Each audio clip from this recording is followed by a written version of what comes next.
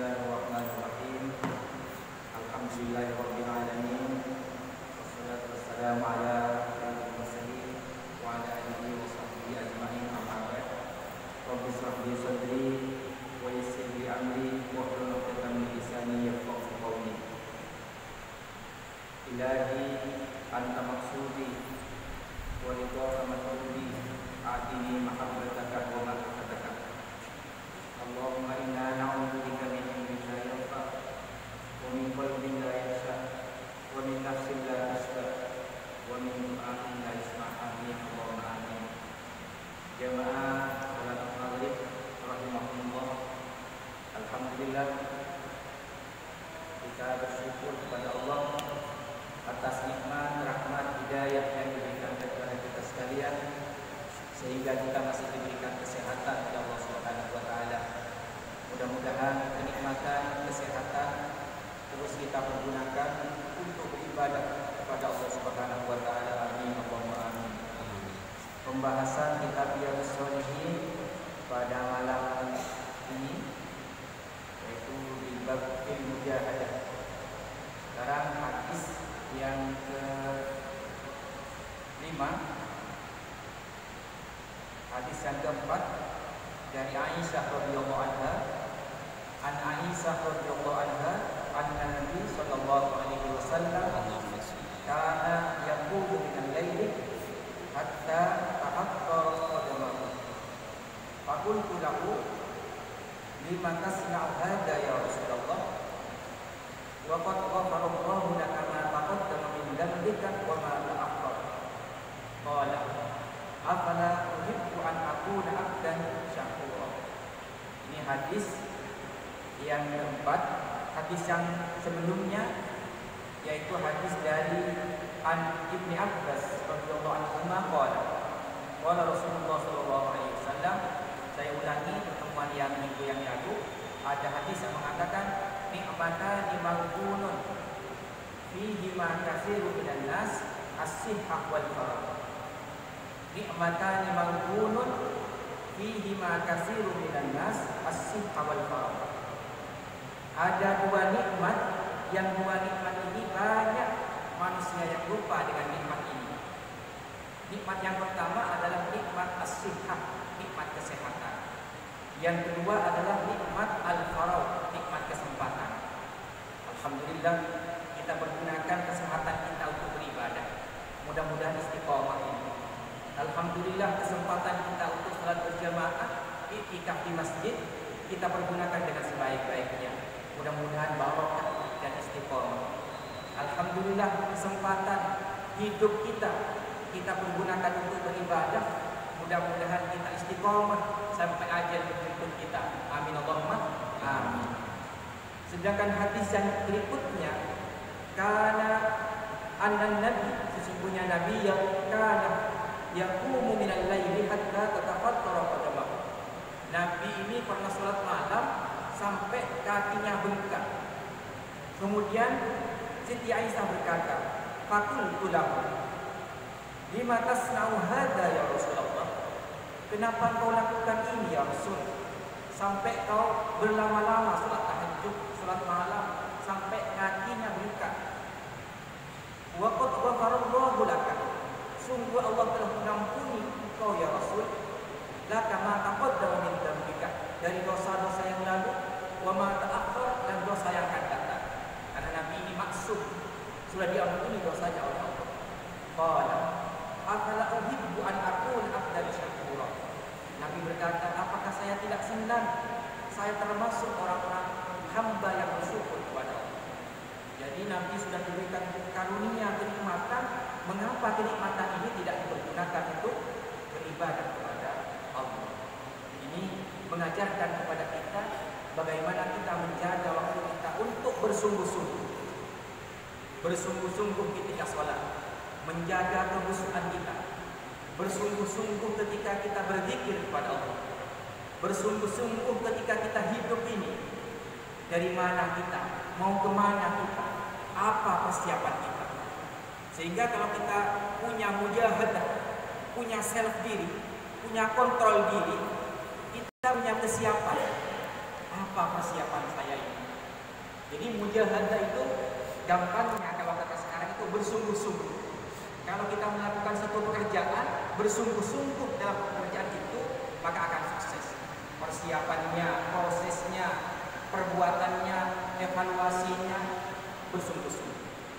Satu contoh ketika kita sholat, Allahu Akbar, bersungguh-sungguh ketika sholat, niatnya, sholatnya, rukunnya, bajunya, duduknya, khusyuknya.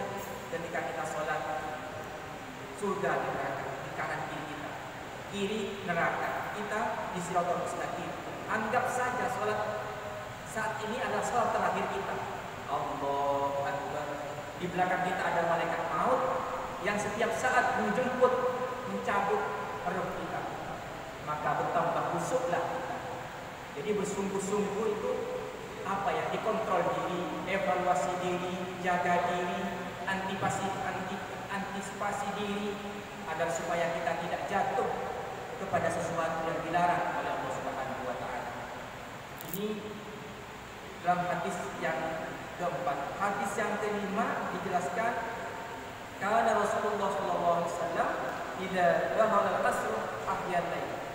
Ini ketika Rasul sudah masuk di 10 akhir bulan Ramadan, wa ayqadha ahlahu, kemudian membangunkan keluarganya, wajad dan wasad dan berzar, dan bersungguh-sungguh di 10 terakhir malam bulan Ramadan dan mengikat tali sarungnya, dalam artian fokus untuk beribadah kepada Allah Subhanahu wa taala. Hadis berikutnya yang ke-6 adalah kana qala Rasulullah sallallahu alaihi wasallam al-mu'min al-qawiyyu khairun.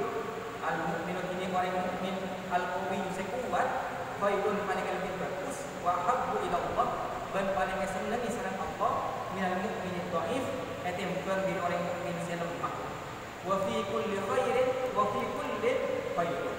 Jadi setiap orang gila khairun kebagusan. Jadi Allah itu lebih senang kepada orang mukmin yang al-qawi, yang kuat, ketimbang dari orang mukmin yang ad-dhaif, yang lemah. Ahdis ala ma yanfa'uka, bersungguh-sungguhlah kalian melakukan perbuatan yang bermanfaat. Wasta'in billah, dan minta tolonglah kepada Allah. Wala ta'jis, dan jangan cepat lemah. Wa in asabaka syai'un, ketika menimpa syai'un sesuatu, fala takun, maka jangan katakanlah lau anni fa'altu kada kada wa kada. Andaikan saya gini, andaikan saya begini, andaikan saya begini, jangan. Walakin, akan tetapi, kul, katakanlah, qaddarullah wa ma sa'a fa'ala. Ini sudah ditentukan oleh Allah dan ini atas perbuatan Allah. Jadi kalau orang mukmin al-qawi itu ketika melakukan sesuatu perbuatan, bekerja, berdagang, satu contoh, dia niat berdagang yang baik, ketika dagangannya itu tidak sukses, jangan mengatakan andai saya ini, andai begini, andai begini. Sudah, pasrahkan kepada Allah. Qaddarallahu bihada. Jangan sampai menjadi orang yang mukmin, yang dhaif, yang lemah. Setelah itu putus asa, menyalahkan Allah, menyalahkan orang lain, menyalahkan diri dan lain sebagainya, sehingga dia tidak berbuat kemanfaatan. Dan yakinlah setiap sesuatu itu atas kehendak Allah. Jangan sampai mengatakan andaikan begini, cek saking ada iya karena ada iya, cek saking ada iya dia iya. Fala takut, jangan katakan begitu. Karena apa? Fa inna lau taftahu amal syaitan. Karena ini akan membuka amalnya syaitan, pekerjaan syaitan. Syaitan akan menggoda. Kalau orang melakukan perbuatan tidak sukses, kemudian cek saking ada iya, andaikan begini, andaikan begini, andaikan begini, maka digoda oleh syaitan. Yakinlah setiap sesuatu atas kehendak Allah. La haula wala quwwata illa billahil aliyyil azim. Maka yang paling penting adalah bagaimana kita berikhtiar, berdoa, tawakal kepada Allah Subhanahu wa taala. Setiap perbuatan yang kita lakukan terus bersungguh-sungguh sampai di mana Allah mentakdirkan usaha kita. Yang paling penting jangan sampai kita menjadi al-mukmin ad-dhaif, menjadi mukmin yang dhaif, yang menyalahkan dirinya, menyalahkan orang lain, na'udzubillah, sampai menyalahkan Allah. Allah lah belas kasih kok, engkau ada usaha, dabating tulang ternyata anggota ibunya. Nah, ini jangan sampai. Jadilah al-mu'min al-qawi, semuanya atas kehendak Allah, dan yakinlah semuanya ketika dia tidak melakukan kesuksesan, dia mengatakan qadarullah wa ma sa'a fa'al. Selanjutnya hadis yang ke-8 yang ke-7 an Rasulullah sallallahu alaihi wasallam qala hujiban nar bisyahwat. Ditutupi neraka itu bisyahwat dengan syahwat, wa hujibatil jannah bil makarih, dan ditutupi surga itu dengan sesuatu yang tidak menyenangkan. Dalam hadis yang lain dikatakan tidak memakai hujibat, tapi mengatakan huffat. Dalam riwayat Muslim dikatakan huffat. Huffat yadullu hujibat wa huwa bima'nahu ay bainahu wa bainaha hadza hijabun fa idza falahu dakhal. Jadi hadis ini mengatakan hujiban nar bisyahwat. Ditutupi neraka itu dengan syahwat. Kalau hijabnya ini dibuka melakukan syahwat, maka masuk dia ke apa? Ke neraka. Neraka ini ditutupi dengan syahwat, maka harus dijaga syahwatnya agar supaya tidak melakukan perbuatan dosa. Wa hujibatil jannah, ditutupi surga itu bil makarih, dengan sesuatu yang tidak menyenangkan, capek, payah, ngantuk, malas dan sebagainya. Seperti hadir majlis ini, hadir jamaah, tahajud, duha, capek, payah. Tapi itu ketika dibuka, dihilangkan capeknya, semangat untuk tahajud, duha, beramal soleh, sedekah, maka masuklah dia kepada surga. Hujibatin nar bisyahwat, ditutup neraka itu dengan syahwat, wa hujibatil jannah bil makarih, dan ditutup surga itu dengan sesuatu yang tidak menyenangkan. Inilah pentingnya mujahadah kita. Kalau mujahadah itu sungguh-sungguh, kalau kita bekerja sungguh-sungguh, berkeluarga, pemuda yang bersungguh-sungguh melakukan hubungan pernikahan secara Islami, dia bersungguh-sungguh dengan baik, jaga akhlaknya, jaga nafsunya, jaga pergaulannya, jaga dirinya, agar supaya dia tetap berada di jalan yang diridhoi oleh Allah Subhanahu wa Ta'ala. Rasul pada suatu saat ibadahnya itu bacaannya panjang-panjang, sampai dalam hadis yang berikutnya ini, shallaitu ma'an nabi. Saya, katanya Ibnu Mas'ud bercerita, shallaitu ma'an nabi, saya sholat bersama Nabi lailatan, dalam satu malam. Fa'atala qiyamah, maka panjang berdirinya Rasul, bacaannya panjang-panjang. Hatta hamamtu bi amri su'in, sehingga saya bermaksud untuk melakukan perbuatan jelek. Bacaannya panjang-panjang, zikirnya panjang-panjang, katanya sahabat Ibnu Mas'ud. Qila, diucapkan, wa ma hamamta bihi, apa maksud jelekmu? Qala hamamtu an ajlisa, saya bermaksud untuk duduk saja. Ketika bermakmum kepada Nabi, bacaannya Nabi itu panjang-panjang. Ibnu Mas'ud ingin saya duduk saja dan saya meninggalkan Nabi, sehingga saya bermaksud untuk meninggalkan Nabi. Ini artinya apa? Nabi bersungguh-sungguh melakukan salat malam dengan bacaan yang panjang-panjang, tak lupa huruf, tak suka-susu. Assalamualaikum, assalamualaikum, mencedak. Assalamualaikum, assalamualaikum, mencedak. Tapi gunakan waktu kita untuk bersungguh-sungguh berzikir kepada Allah. Assalamualaikum, assalamualaikum, istighfar, sholawat, zikir, tasbih, selawat fatih, apa saja dibaca, i'tikaf di masjid, tenang, antang, mujahadah, bersungguh-sungguh di dalam beribadah. Sehingga apa? Ini bekal kita menghadap kepada Allah Subhanahu wa Ta'ala. Kita merasa banyak khilaf dan dosa. Al-insan ma'al khata' wa nisyan. Manusia di tempatnya khilaf dan dosa. Banyak kesalahan kita, banyak khilaf kita. Kadang ibadah kita enteng, kadang ibadah kita semena-mena. Bayangkan, salat tahajud saja 2 rakaat berhenti. Tapi bagaimana kalau lihat sepak bola malam-malam? Sampai lihat Liga Indonesia, sampai Liga lanjut, sampai malam-malam masih berada di TV, masih bisa melihat TV. Ini bagaimana kalau baca Al-Quran, salat tahajud, ibadah zikir jauh. Maka minimal mari kita jaga diri kita untuk senantiasa mengevaluasi diri. Orang yang bersungguh-sungguh itu adalah orang yang mengontrol dirinya. Siapa saya? Apa persiapan saya? Apa bekal saya? Kontrol diri, self control dalam diri. Antisipasi diri. Tinggalkan sesuatu yang tidak menyenangkan. Tinggalkan yang mendatangkan sabun kita. Dikontrol dirinya, antisipasi dirinya, hati-hati, terus berada dalam jalan yang diridhoinya. Berkumpul dengan orang soleh, termasuk mujahadah. Berzikir, baca Al-Quran. Ada 3 yang nanti akan menjadi syafaat di akhirat. Yang menjadi syafaat kita di akhirat ada 3. Yang pertama, baca Al-Quran. Selesai sholat, ambil Al-Quran, baca. Taruh, walaupun hanya beberapa ayat, 1 lembar Al-Quran. Yang kedua, baca sholawat. Sallallahu alaihi Muhammad, sallallahu alaihi Muhammad, sallallahu alaihi Muhammad. Jadikan setiap langkah kita ucapan Allah, Allah, istighfar dan sholawat.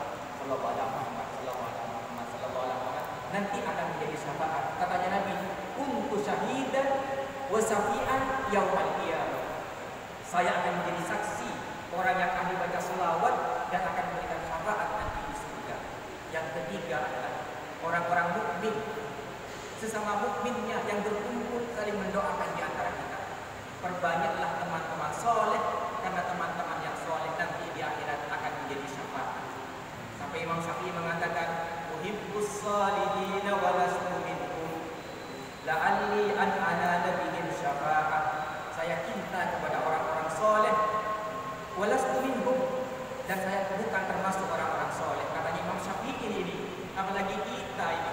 Katanya Imam Syafi'i, uhibbus solihin wa lastu minhum la'alli an anala bihim syafa'ah. Siapa tahu orang-orang soleh itu bisa memberi syafaat nanti di hari kiamat. Siapapun itu bertemu, assalamualaikum, assalamualaikum, jabatan tangan, saling mendoakan di antara kita. Doakan saya, doakan saya, doakan saya.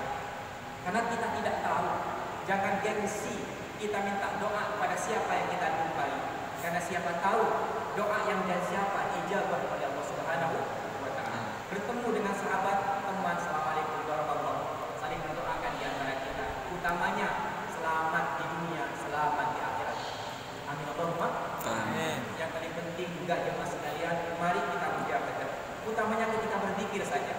Mujok di rumah kita, ambil tasbih Allah, Allah, Allah, Allah, Allah, Allah, Allah. Masukkan lafaz Allah ke 2 jari dari jantung kita ini. Ada jari, jantung, 2 tarik nafas, masukkan lafaz Allah, Allah, Allah, Allah, Allah, Allah. Latihan mujahadah, latihan bersungguh-sungguh di dalam berzikir kepada Allah. Ya Allah, ketika ruh keluar dari tubuh ini, ketika dicabut ruh ini, mudah-mudahan ruh bisa mengucapkan kalimat Allah, Allah, Allah, Allah, Allah, Allah, Allah. Tubuh kita berada di kuburan, tapi ruh kita berada di alam barzakh yang hidup selama-lamanya dan akan mempertanggungjawabkan amal ibadah kita. Mudah-mudahan kita tobat kita diterima oleh Allah. Ketika sujud terakhir, doa terakhir, mohon husnul khatimah. Yang kedua, mohon bertaubat sebelum kematian datang. Yang ketiga, mudah-mudahan ya muqallibal qulub tsabbit qalbi ala dinik. Ketika sujud terakhir, kita berharap kepada Allah, ya Allah, apa? Allahumma inna nas'aluka husnul khatimah. Allahumma inna nas'aluka taubatan qabla maut. Ya muqallibal qulub tsabbit qalbi ala dinik. Wahai zat yang membolak-balikkan hati, tetapkan hati kami di dalam agama-Mu. Ini bentuk mujahadah kita. Mungkin mujahadah kita sungguh-sungguh kita tidak sama dengan para wali, para guru kita, tapi minimal sholat kita, kehari-harian kita, keseharian kita, ibadah kita, bermasyarakat, kita harus sungguh-sungguh juga. Jangan sampai menyakiti tetangga, jangan sampai ucapan yang kotor kepada tetangga. Hati-hati, jaga lisan kita. Bermujahadah dalam bertetangga, bermujahadah dalam berkeluarga, bermujahadah menjaga anak-anak ini. Anak kita, bagaimana kita tidak menyakiti anak kita, keluarga kita, tetangga kita. Hati-hati, hati-hati. Hidup sementara, hidup hanya satu kali, dan mudah-mudahan hidup ini bisa kita pergunakan untuk beribadah kepada Allah Subhanahu wa taala. Hadis berikutnya yang ke-10 dari Anas radhiyallahu anhu, qala yatba'ul mayyit salah satu, ikut kepada mayit ini 3. Setelah kita berhidup di dunia ini, kemana arah kita ini? Kemana ini? Pasti kepada alam abadi kita. Rumah abadi kita adalah alam kubur kita, alam barzakh kita. Maka hadis ini bersambung. Hadis yang ke-10, yatba'ul mayyit salah satu. Ikut kepada mayit itu 3. Yang pertama apa? Ahluhu, keluarganya ikut, anaknya ikut, familinya ikut, diantar, dibawa katil. La ilaha illallah, la ilaha illallah, la ilaha illallah Muhammadur Rasulullah, dibawa ke kuburan, ikut ahlinya. Wa maluhu, hartanya ikut. Wa amaluhu, dan amalnya ikut. Fayarji'ul islami, dan kembali yang kedua. Wa yabqa wahidun, dan tetap yang satu. Yarji'u ahluhu wa amaluhu, kembali keluarganya dan hartanya. Sampai mulai kaki kelampina, sarung kebailok kotok sampai mulai. Wa malu wa yabqa amaluhu, dan tetap amalnya. Amalnya bersamanya di alam barzakh. Amalnya bersamanya. Mudah-mudahan amal kita diterima oleh Allah Subhanahu wa taala. Dunia kita akan ditinggalkan. Semua titipan Allah, keluarga kita titipan Allah, harta kita titipan Allah, tidak akan dibawa. Kita lahir dalam keadaan cadeng kedua abengkang, masuk abengkang boleh.